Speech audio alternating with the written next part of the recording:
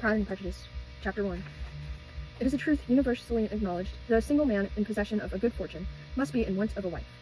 However little known the feelings or views of such a man may be on his first entering a neighborhood, this truth is so well fixed in the minds of the surrounding families that he is considered as the rightful property of some one or other of their daughters. "My dear Bennet," said his lady to him one day, "have you heard that Netherfield Park is let at last?" Mr. Bennet replied that he had not. "But it is," returned she, "for Mrs. Long has just been here, and she told me all about it." Mr. Bennet made no answer. Do not you want to know who has taken it?" cried his wife impatiently. "You want to tell me, and I have no objection to hearing it." This was invitation enough. "Why, my dear, you must know. Mrs. Long says that Netherfield is taken by a young man of large fortune from the north of England, that he came down on Monday in a chaise in 4 to see the place, and was so much delighted with it that he agreed with Mr. Morris immediately, that he is to take possession before Michaelmas, and some of his servants are to be in the house by the end of next week." "What is his name?" "Bingley." "Is he married or single?" "Oh, single, my dear, to be sure. A single man of large fortune, 4,000 or 5,000 a year. What a fine thing for our girls." "How so? How can it affect them?" "My dear Mr. Bennet," replied his wife, "how can you be so tiresome? You must know that I am thinking of his marrying one of them." "Is that his design in settling here?" "Design? Nonsense! How can you talk so? But it is very likely that he may fall in love with one of them, and therefore you must visit him as soon as he comes." "I see no occasion for that. You and the girls may go, or you may send them by themselves, which perhaps will be still better, for as you are as handsome as any one of them, Mr. Bingley might like you the best of the party." "My dear, you flatter me. I certainly have had my share of beauty, but I do not pretend to be anything extraordinary now. When a woman has 5 grown-up daughters, she ought to give over thinking of her own beauty. In such cases, a woman has not often much beauty to think of. But, my dear, you must indeed go and see Mr. Bingley when he comes into the neighborhood. It is more than I engage for, I assure you. But consider your daughters. Only think what an establishment to go merely on... what an establishment it would be for one of them. Sir William and Lady Lucas are determined to go merely on that account, for in general, you know, they visit no new corners. Indeed, you must go, for it will be impossible for us to visit him, if you do not. You are over-scrupulous, surely. I dare say that Mr. Bingley will be very glad to see you, and I will send a few lines by you to assure him of my hearty consent to his marrying whichever he chooses of the girls, though I must throw in a good word for my little Lizzie. I desire you will do no such thing. Lizzie is not a bit better than the others, and I am sure she is not half so handsome as Jane, nor half so good-humoured as Lydia, but you are always giving her the preference." "They have none of them so much to recommend them," replied he. "They are all silly and ignorant like other girls, but Lizzie has something more of a quickness than her sisters." "Mr. Bennet, how can you abuse your own children in such a way? You take delight in vexing me. You have no compassion on my poor nerves." "You mistake me, my dear. I have a high respect for your nerves. They are my old friends. I have heard you mention them with consideration these 20 years at least. Ah, you do not know what I suffer, but I hope you will get over it, and I live to see many young men of 4,000 a year come into the neighborhood. It will be no use to us if 20 such should come, since you will not visit them. Depend upon it, my dear, that when there are 20, I will visit them all." Mr. Bennet was so odd a mixture of quick parts, sarcastic humor, reserve, and caprice, that the experience of 23 years had been insufficient to make his wife understand his career. Her mind was less difficult to develop. She was a woman of mean understanding, little information, and uncertain temper. When she was discontented, she fancied herself nervous. The busyness of her life was to get her daughters married. Its solace was visiting and the news. Chapter 2. Mr. Bennet was among the earliest of those who waited on Mr. Bingley. He had always intended to visit him, though to the last always assuring his wife that he should not go, until the evening after the visit was paid. She had no knowledge of it. It was then disclosed in the following manner. Observing his second daughter employed in trimming a hat, he suddenly addressed her with, "I hope Mr. Bingley will like it, Lizzie." "We are not in a way to know what Mr. Bingley likes," said her mother resentfully, "since we are not to visit." "But you forget, mamma," said Elizabeth, "that we shall meet him at the assemblies, and that Mrs. Long has promised to introduce him." "I do not believe Mrs. Long will do any such thing. She has 2 nieces of her own. She is a selfish, hypocritical woman, and I have no opinion of her." "No more have I," said Mr. Bennet, "and I am glad to find that you do not depend on her serving you." Mrs. Bennet did not to make any reply, but, unable to contain herself, began scolding one of her daughters. "Don't keep coughing so, Kitty, for heaven's sake. Have a little compassion on my nerves. You tear them to pieces." "Kitty has no discretion in her coughs," said her father. "She times them ill." "I do not cough for my own amusement," replied Kitty fretfully. "When is your next ball to be, Lizzie?" "Tomorrow fortnight." "Eh, so it is," cried her mother, "and Mrs. Long does not come back until the day before, so it will be impossible for her to introduce him, for she will not know him herself." "Then, my dear, you may have the advantage of your friend, and introduce Mr. Bingley to her." "Impossible, Mr. Bennet, impossible. When am I not acquainted with him myself? How can you be so teasing? I honor your circumspection. A fortnight's acquaintance is certainly very little. One cannot know what a man really is by the end of a fortnight. But if we do not venture, somebody else will. And after all, Mrs. Long and her nieces must stand their chance. and therefore, as she will think it an act of kindness, if you decline the office, I will take it on myself." The girls stared at their father. Mrs. Bennet said only, "Nonsense, nonsense." "What can be the meaning of that emphatic exclamation?" cried he. "Do you consider the forms of introduction and the stress that is laid on them as nonsense? I cannot quite agree with you there.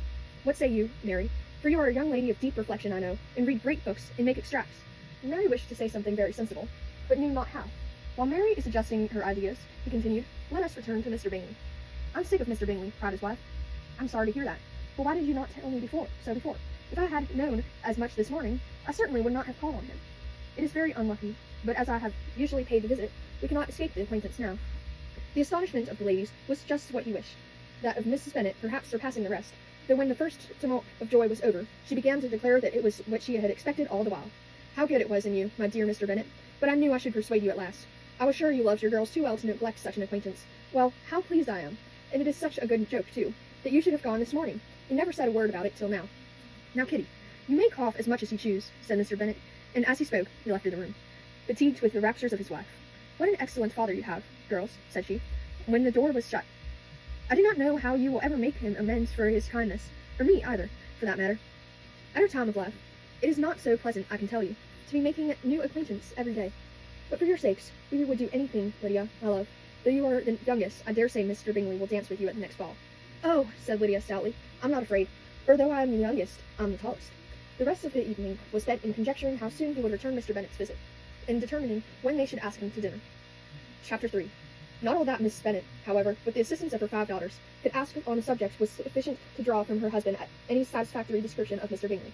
They attacked him in various ways, with barefaced questions, ingenious suppositions, and distant surmises.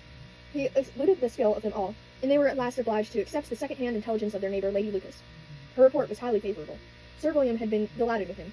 He was quite young, wonderfully handsome, extremely agreeable, and to crown the whole he meant to be at the next assembly with a large party. Nothing could be more delightful. To be fond of dancing was a certain step towards falling in love, and very lively hopes of Mr. Bingley's heart were entertained.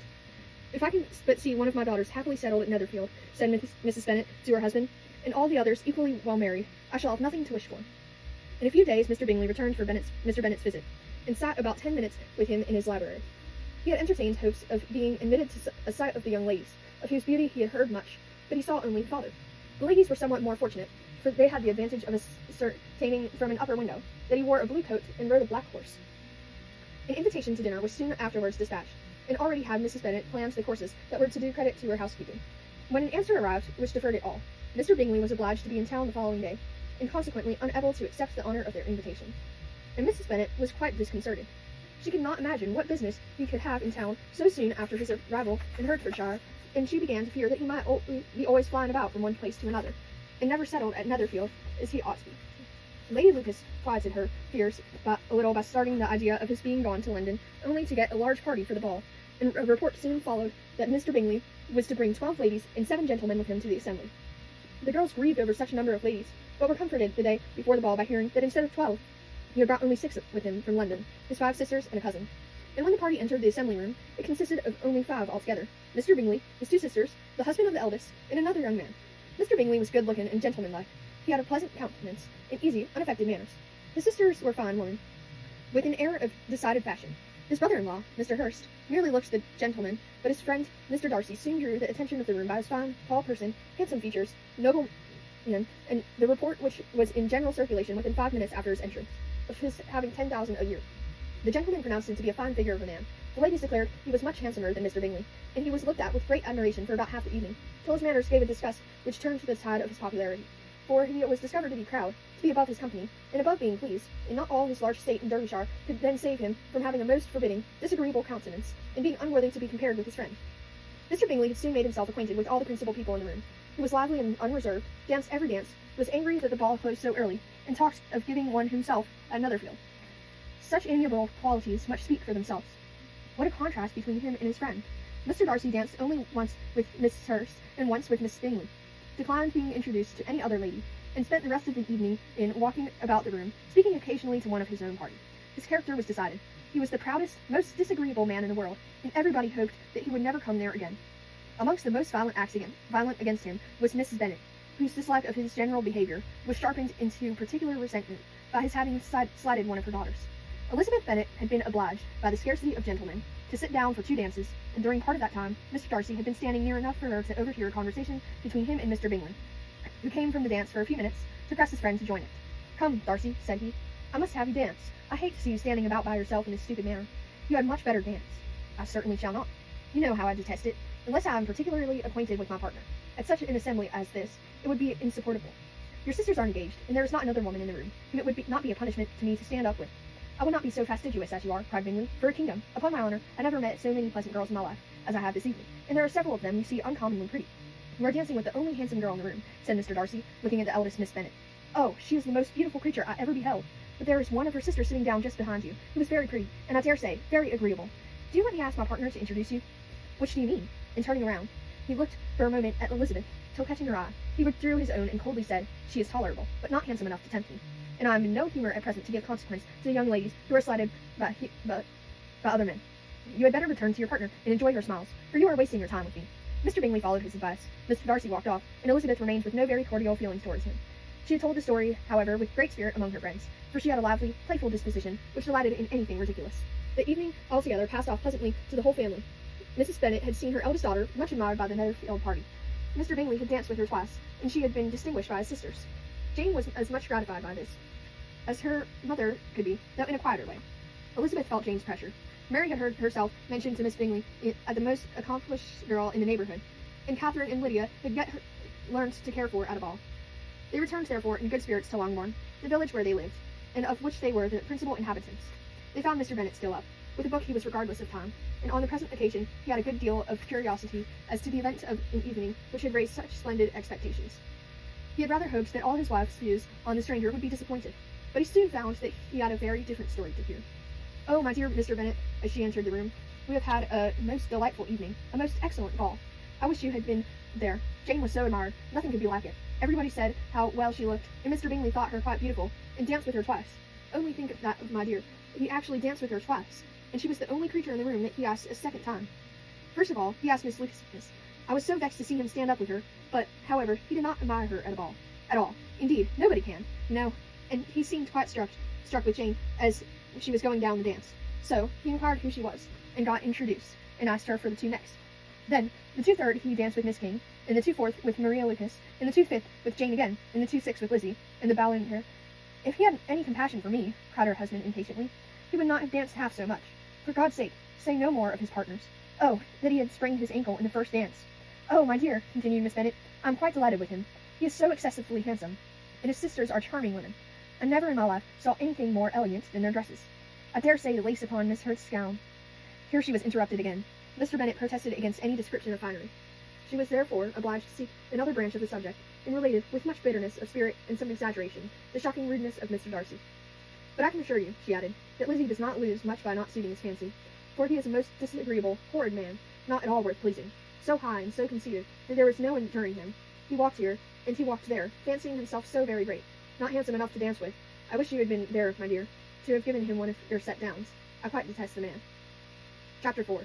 When Jane and Elizabeth were alone, the former, who had been cautious in her praise of Mr. Bingley before, expressed to her sister how very much she admired him. "He is just what a young man ought to be," said she, "sensible, good-humoured, lively, and I never saw such happy manners, so much ease, with such perfect good breeding. He is also handsome," replied Elizabeth, "which a young man ought likewise to be, if he possibly can. His character is thereby complete. I was very much flattered by his asking me to dance a second time. I did not expect such a compliment. Did not you? I did for you. But that is one great difference between us. Compliments always take you by surprise, and me never. What could be more natural than his asking you again? He could not help seeing that you were about 5 times as pretty as every other woman in the room. No thanks to his gallantry for that. Well, he certainly is very agreeable, and I give you leave to like him. You have lacked many a stupider person. Dear Lizzie, oh, you are a great deal too apt, you know, to like people in general. You never see a fault in anybody. All the world are good and agreeable in your eyes. I never heard you speak ill of a human being in my life. I would wish not to be hasty in censuring anyone, but I always speak what I think. I know you do, and it is that which makes the wonder, with your good sense, to be so honestly blind to the follies and nonsense of others. Affectation of candor is common enough. One meets it everywhere. But to be candid without ostentation or design, to take the good of everybody's character and make it still better, and say nothing of the bad, belongs to you alone. And so, you like this man's sisters too, do you? Their manners are not equal to his. Certainly not, at first, but they are very pleasing women when you converse with them. Miss Bingley is to live with her brother and keep his house, and I am much mistaken if we shall not find a very charming neighbour in her. Elizabeth listened in silence, but was not convinced. Their behaviour at the assembly had not been calculated to please in general. with more quickness of observation and less pliancy of temper than her sister, and with a judgment too unassailed by attentions to herself. She was very little disposed to approve them. They were in fact very fine ladies, not deficient in good humor when they were pleased, nor in the power of being agreeable where they chose it, but proud and conceited. They were rather handsome, had been educated in one of the first private seminaries in town, had a fortune of 20,000 pounds, were in the habit of spending more than they ought, and of associating with people of rank, and were therefore in every respect entitled to think well of themselves, and meanly of others. They were of a respectable family in the north of England, and in circumstance more deeply impressed on their memories than that their brothers and their own had been acquired by trade.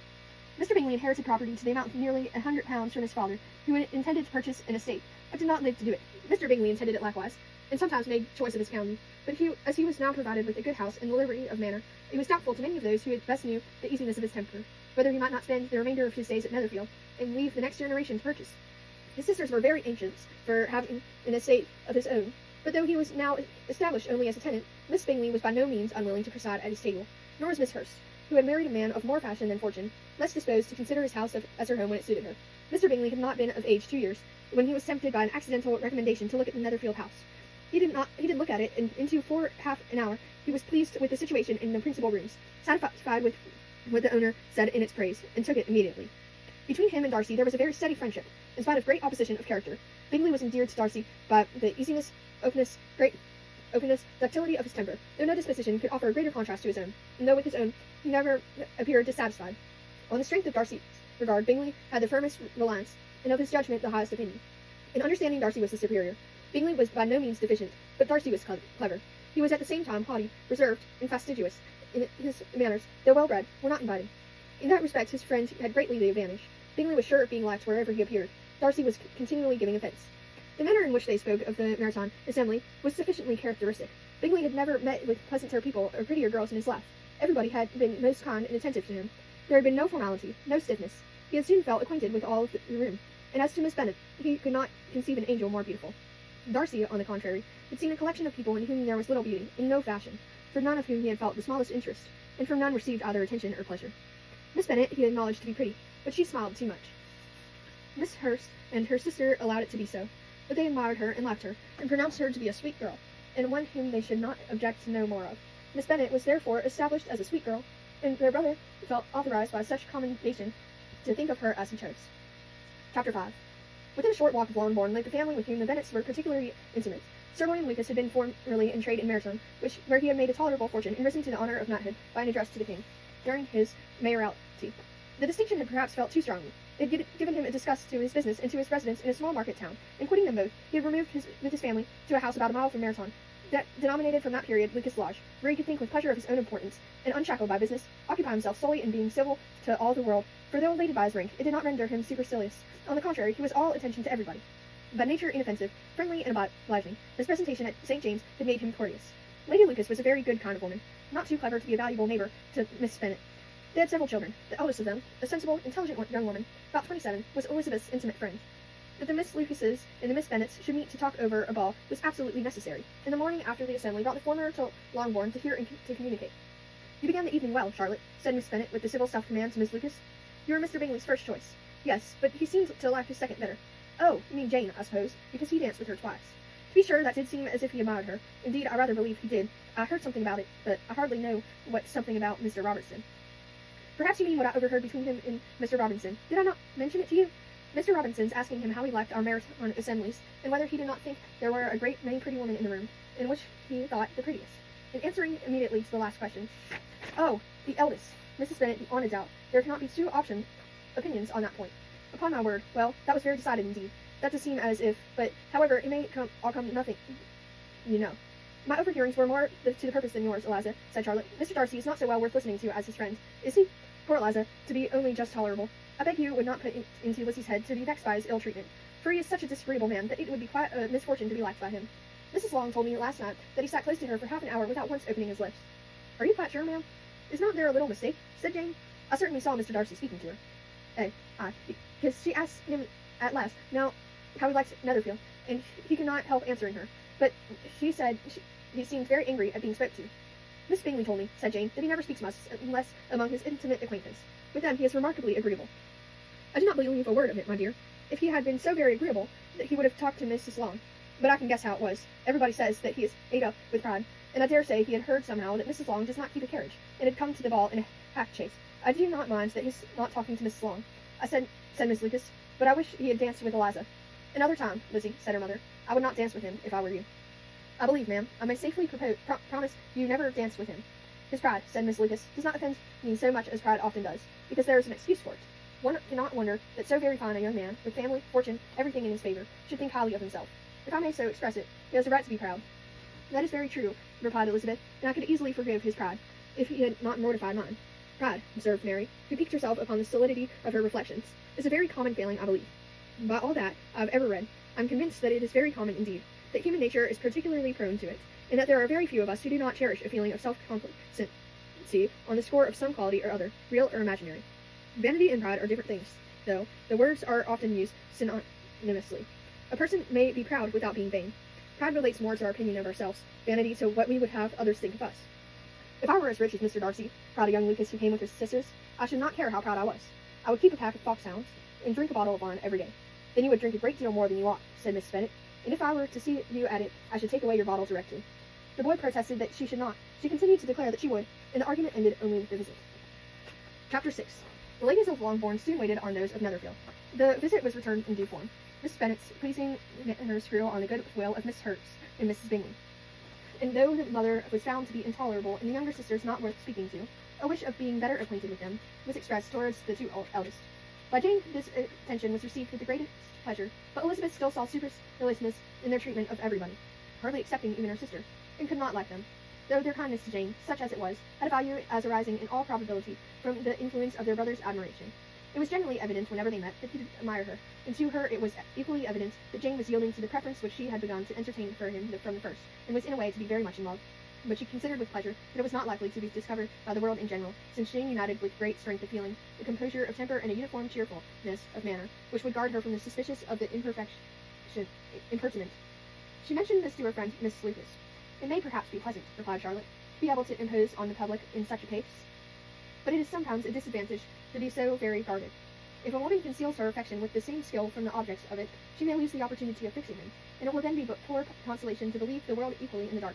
There is so much of gratitude or vanity in almost every attachment, that it is not safe to leave any to itself. We can all begin freely. A slight preference is natural enough, but there are very few of us who have heart enough to be really in love without encouragement. In 9 cases out of 10, a woman had better show more affection than she feels. Bingley likes your sister undoubtedly, but you may never do more than like her, if she does not help him on. But she does help him on, as much as her nature will allow. If I can perceive her regard for him, you must be a simpleton indeed not to discover it too. Remember, Eliza, that he does not know Jane's disposition as you do, but if a woman is partial to a man, and does not endeavor to conceal it, he must find it out. Perhaps he must, if he sees enough of her, but though Bingley and Jane meet tolerably often, it is never for many hours together, and they always see each other in large mixed parties. It is impossible that every moment should be employed in conversing together. Jane should therefore make the most of every half hour in which she can command his attention. When she is secure of him, there will be leisure for falling in love as much as she chooses.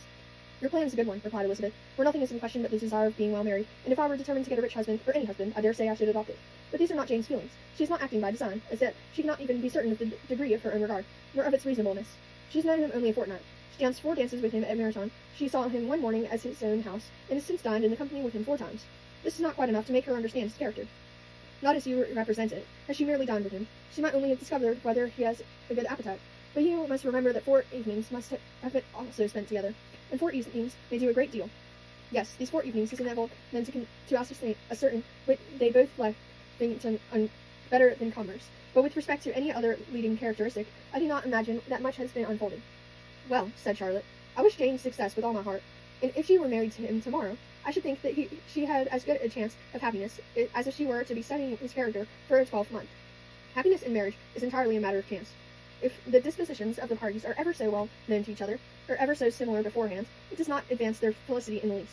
They always continue to grow sufficiently unlike afterwards to have their share of vexation, and it is better to know as little as possible of the defects of the person with whom you are to pass your life. You make me laugh, Charlotte, but it is not sound. You know it is not sound, and you would never act in this way yourself.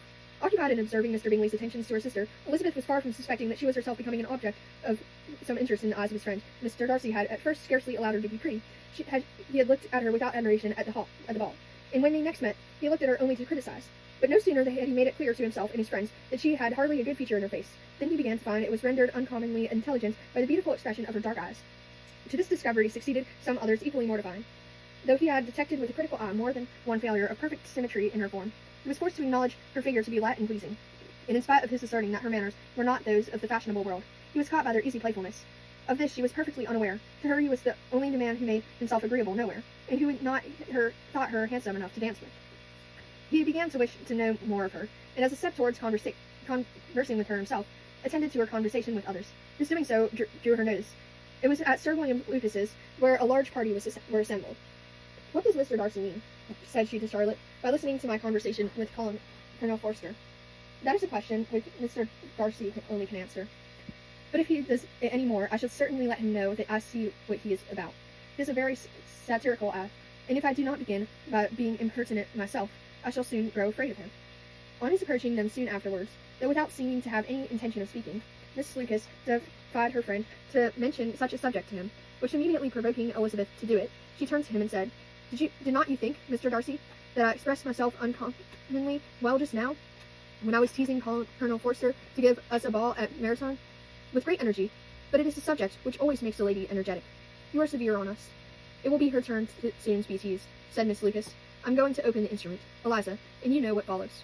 You are a very strange creature by way of a friend, always wanting me to play and sing before anybody and everybody. If my vanity had taken a musical turn, you would have been invaluable, but as it is, I would really rather not sit down before those who must be in the habit of hearing the very best performers. On Miss Lucas preserving, however, she added, Very well, if it must be so, it must, and gravely glancing at Mr. Darcy. There is a fine old saying, which everybody here is of course familiar with, keep your breath to cool your porridge, and I shall keep mine to swell my song. The performance was pleasing, though by no means capital. After a song or two, and before she could reply to the entreaties of several that she would sing again, she was eagerly succeeded at the instruments by her sister Mary, who having, in consequence of being the only plain one in the family, worked hard for the knowledge and accomplishments, was always impatient for display. Mary had neither genius nor taste, and though vanity had given her application, it had given her likewise a pedantic air and conceited manner, which would have injured a higher degree of excellence than she had reached. Elizabeth, easy and unaffected, had been listened to with much more pleasure, though not playing half so well, and Mary, at the end of a long concerto, was glad to purchase praise and gratitude by Scotch and Irish airs, and at the request of her younger sisters, with some of the Lucases and 2 or 3 officers joining eagerly in dancing at the one end of the room.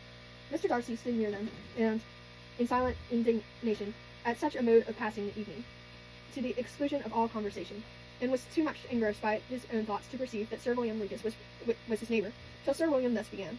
What a charming amusement for young people, that is, Mr. Darcy. There is nothing like dancing, after all. I consider it as one of the first refinements of polished societies. Certainly, sir, and it has the advantage also of being in vogue amongst the less polished societies of the world. Every savage can dance. Sir William only smiled. Your friend performs delightfully, and he continued after a pause, on seeing Bingley join the group.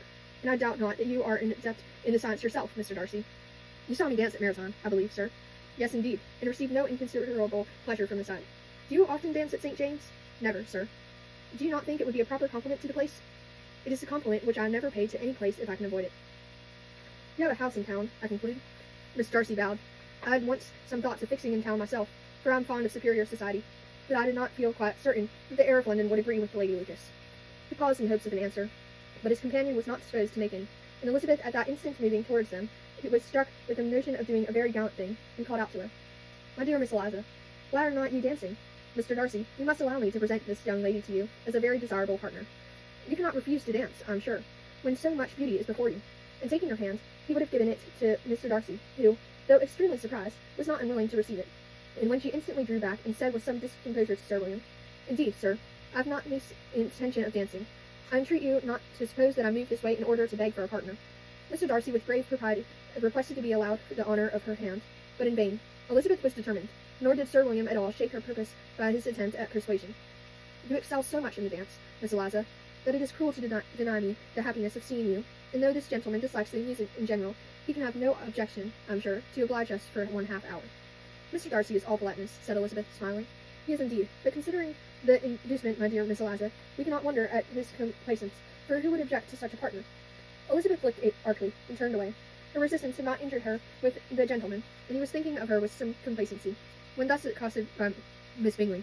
I can guess the subject of your reverie. I should imagine not. You were considering how insupportable it would be to pass many evenings in this manner, in such society, and indeed I am quite of your opinion. I was never more annoyed. The insipidity and yet the noise, the nothingness and yet the self-importance of all these people. What would I give to hear your strictures on them? Your conjecture is totally wrong, I assure you. My mind was more agreeably engaged. I have been meditating on the very great pleasure which a pair of fine eyes in the face of a pretty woman can bestow. Miss Bingley immediately fixed her eyes on his face, and desired he would tell her what lady had the credit of inspiring such reflections. Mr. Darcy replied with great intrepidity. Miss Elizabeth Bennet. Miss Elizabeth Bennet, repeated Miss Bingley. I'm astonished. I'm all astonishment. How long has she been such a favourite? And pray when am I to wish you joy? That is exactly the question which I expected you to ask. A lady's imagination is very rapid. It jumps from admiration to love, from love to matrimony in a moment. I knew you would be wishing me joy. Nay, if you are so serious about it, I should consider the matter as absolutely settled. You will have a charming mother-in-law, indeed, and of course she will be always at Pemberley with you. He listened to her with perfect indifference, while she chose to entertain herself in this manner, and his composure convinced her that all was safe. Her wit flowed along.